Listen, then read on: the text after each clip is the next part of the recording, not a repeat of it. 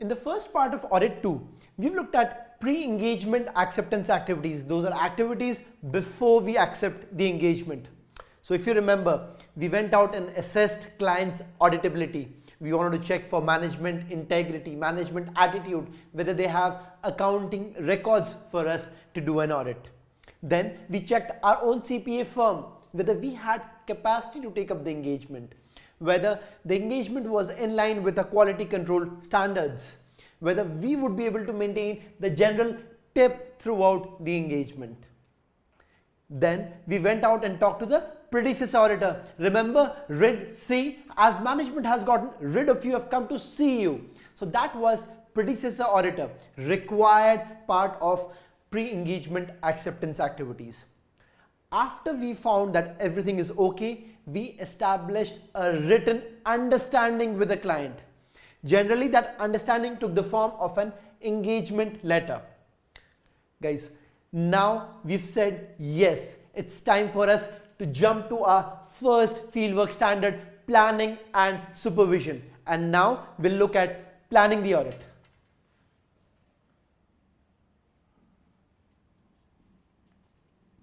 So as part of planning the audit, the first thing that you would want to do is know the client's industry, know the client's business. That's even more important if it's a new client. So you'd want to know the client's industry and the client's business. So generally you would know the industry by looking at trade publications, by looking at AICPA guides. About knowing the client's business, a very good way to start knowing about it is to discuss with the client. So you might want to discuss with the client. Then you might want to tour the client's facilities. Guys, in this case, you are going there. You're going there and watching out whatever the client has. You're going there with your auditor's eagle eye vision. That's your own eyes. You're observing. Very effective, especially for new clients. Then you might want to look at perform analytical procedures.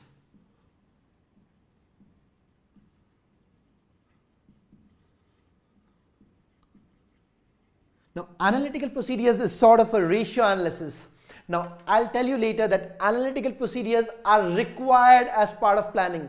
Now, we'll talk about analytical procedures more when we get to audit procedures, substantive testing.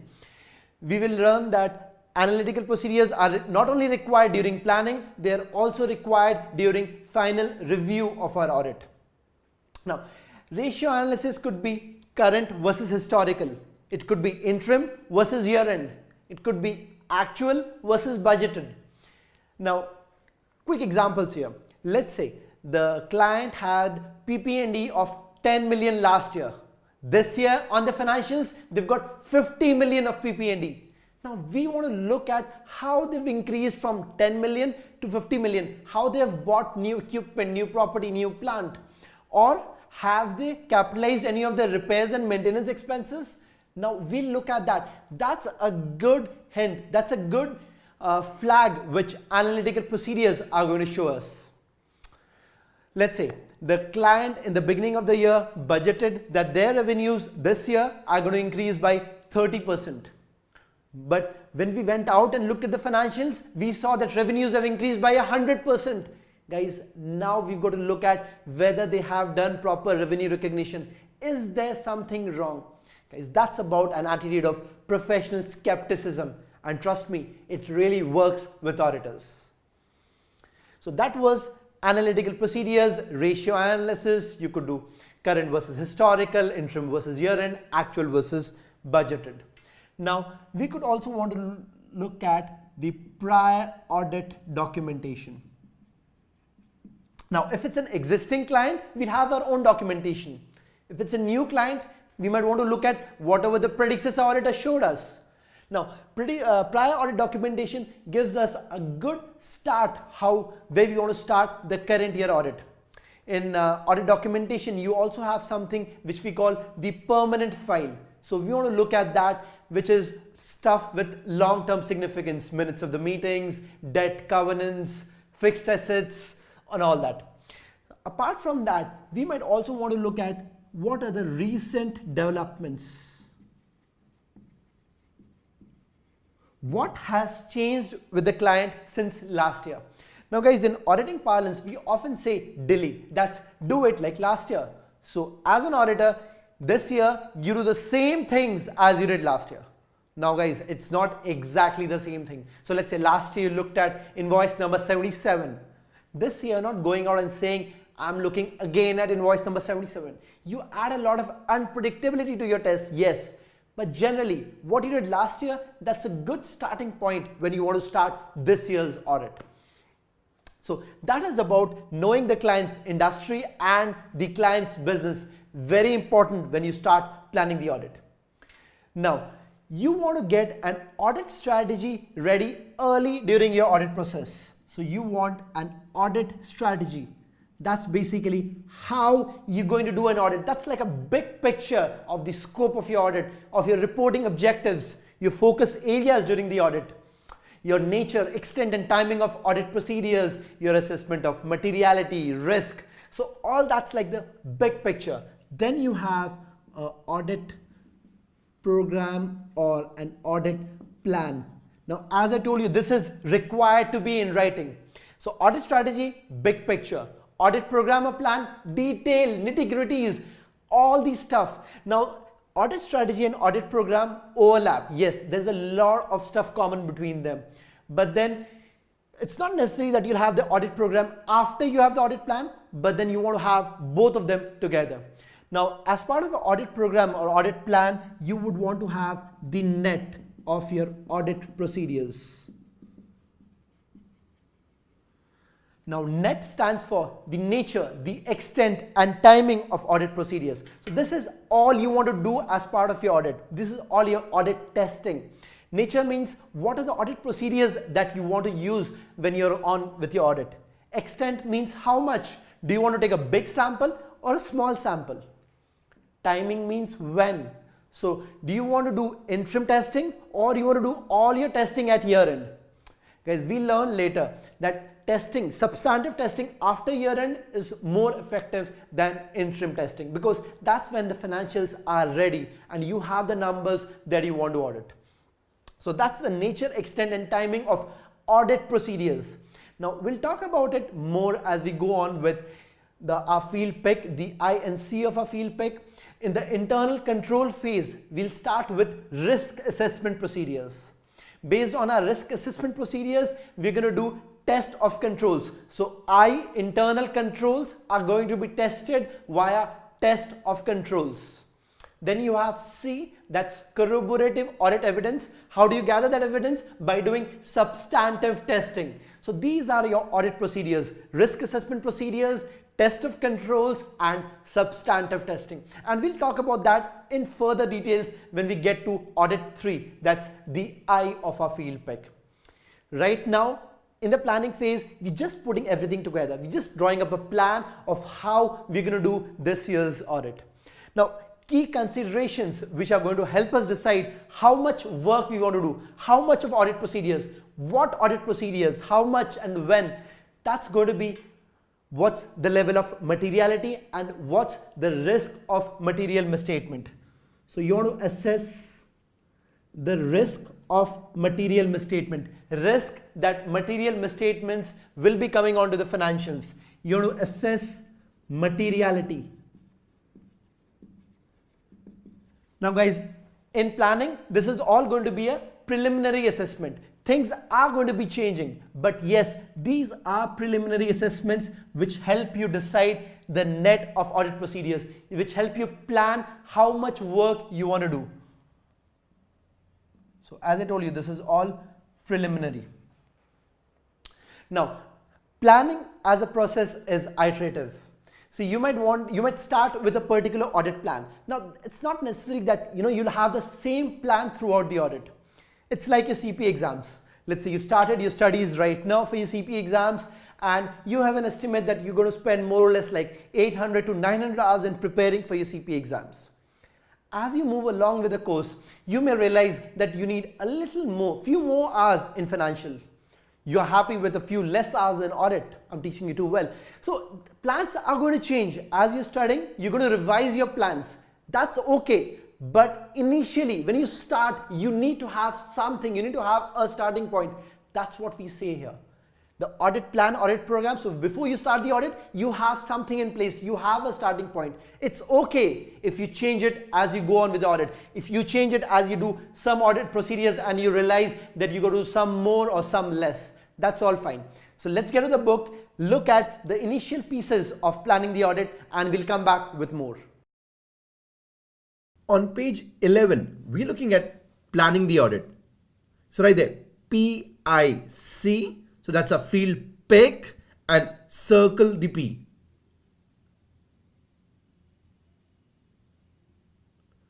Now, planning the audit involves establishing, highlight the overall audit strategy and developing, highlight an audit plan.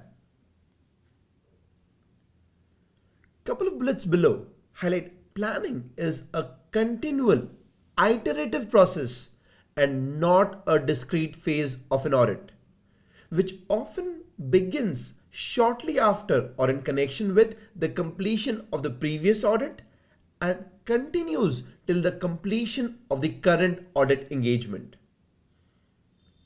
However, highlight planning includes consideration of the timing of certain audit procedures that need to be completed prior to the performance of further audit procedures. For example, planning includes the need to consider prior to the auditor's identification and assessment of RMM matters such as underline general understanding of the client's industry or business. Put a box around analytical procedures which are to be applied as underline risk assessment procedures. Now, as part of planning, the auditor needs to determine materiality, determine whether he needs to involve specialists, and determine performance of other risk assessment procedures.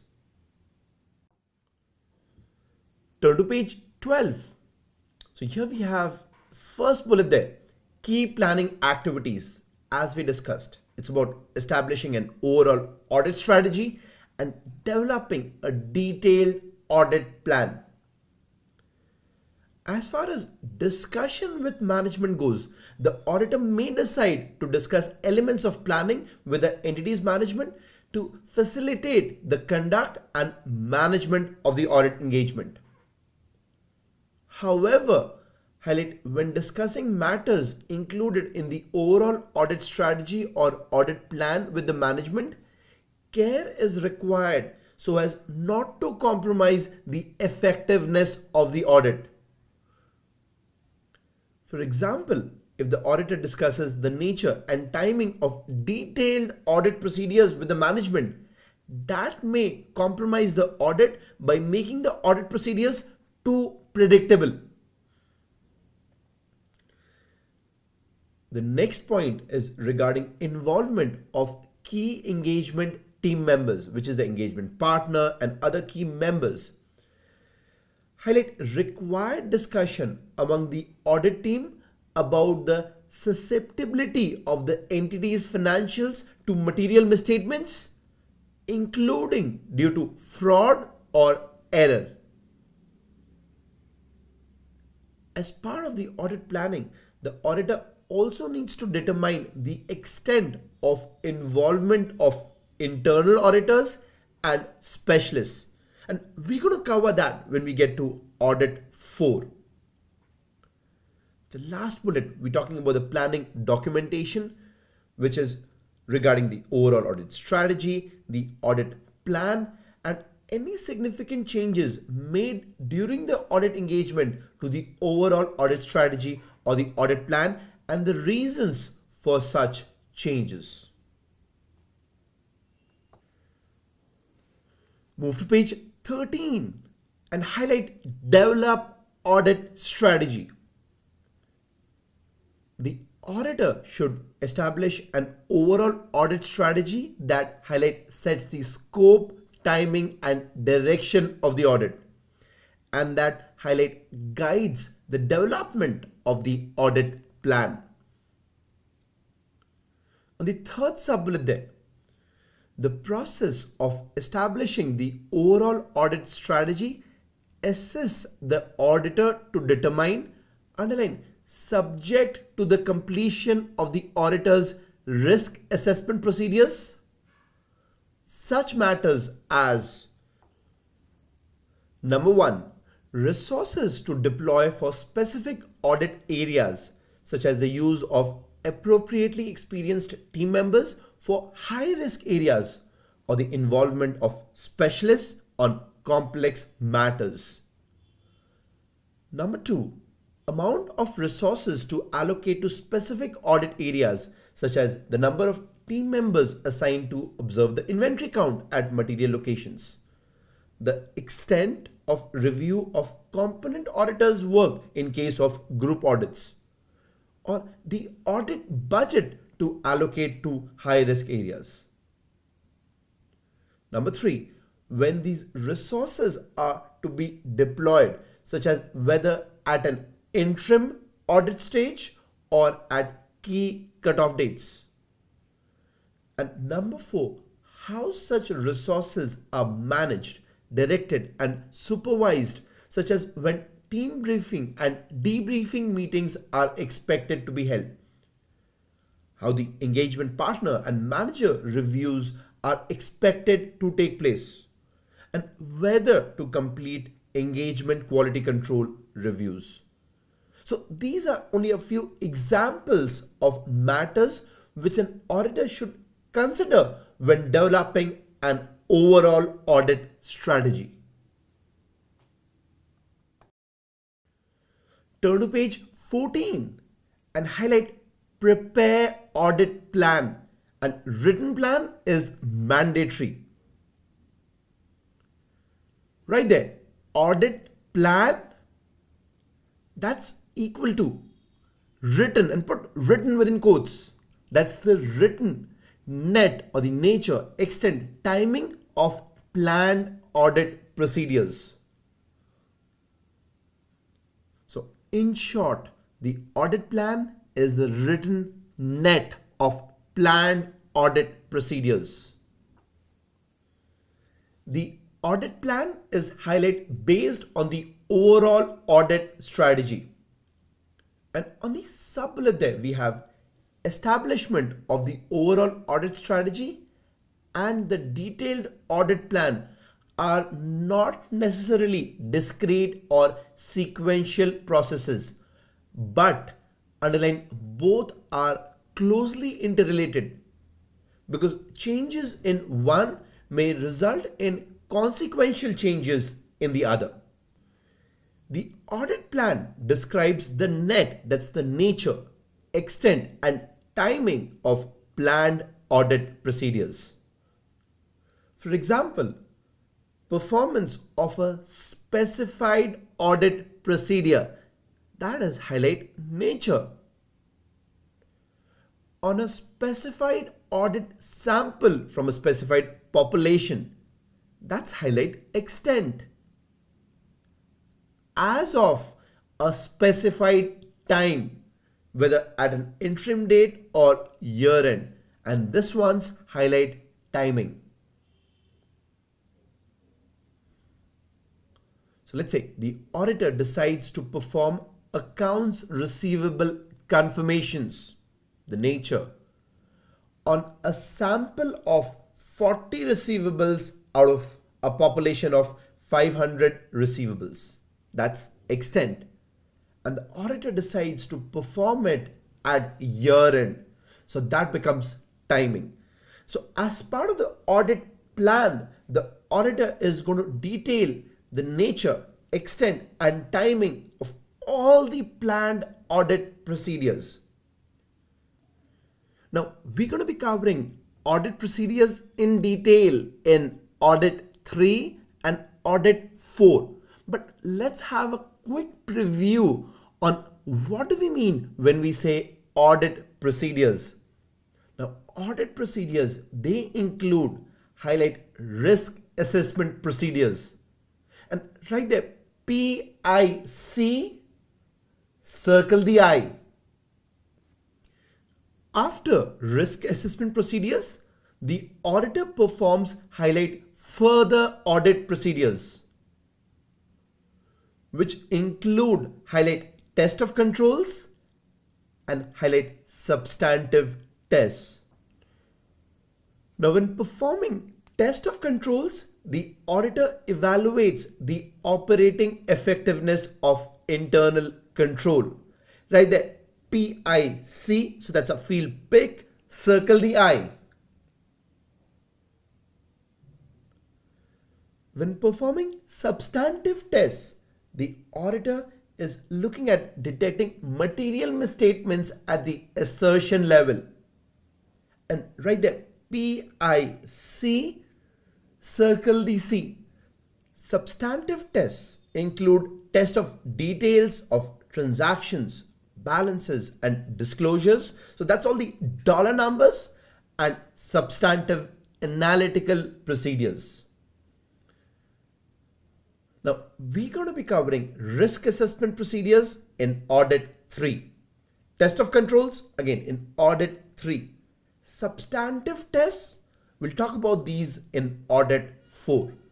Now, besides the risk assessment procedures and the further audit procedures, the auditor may need to perform other audit procedures as per GAS.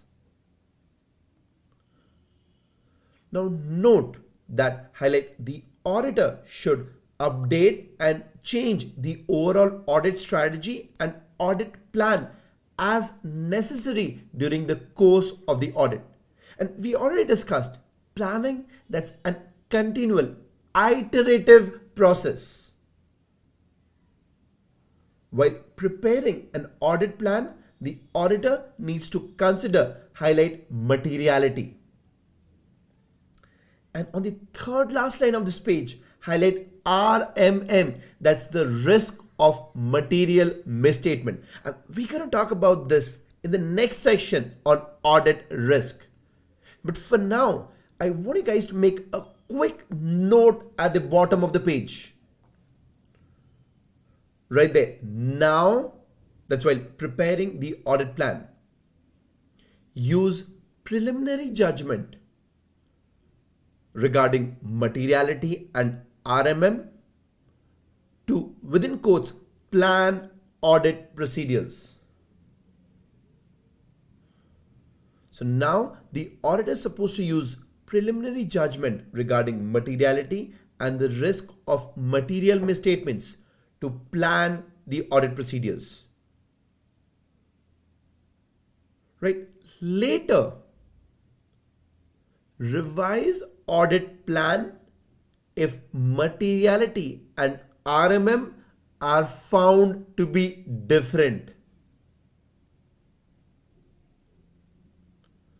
So as we said, planning, that's an iterative process. Now, if later the auditor finds materiality and RMM to be different from the preliminary judgment, the auditor would revise the audit plan.